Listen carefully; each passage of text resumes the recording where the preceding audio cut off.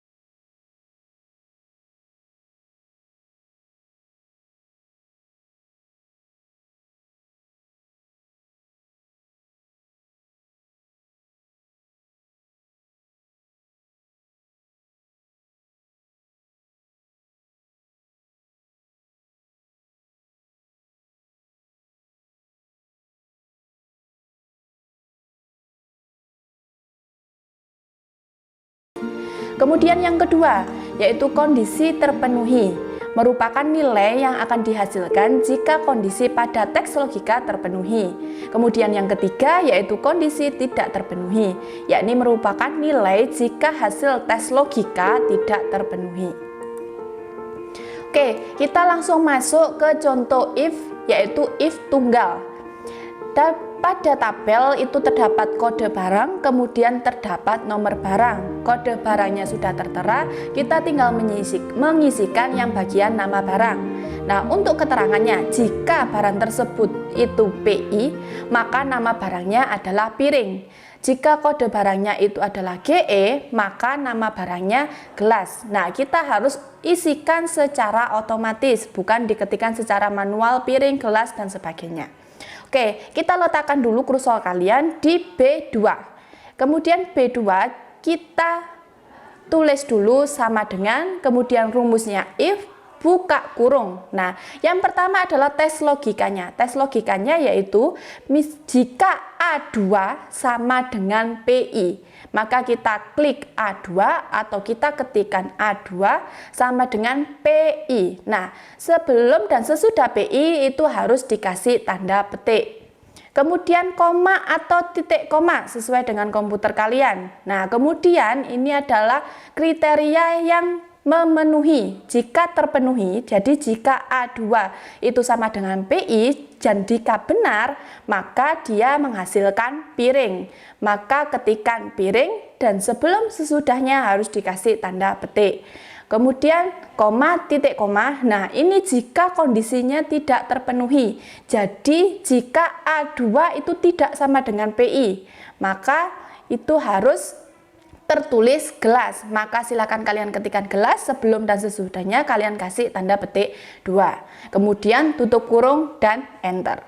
Oke ya, jadi secara singkatnya yaitu sama dengan if buka kurung A2 sama dengan tanda petik PI tanda petik koma atau titik koma tanda petik piring tanda petik koma atau titik koma tanda petik gelas tanda petik tutup kurung.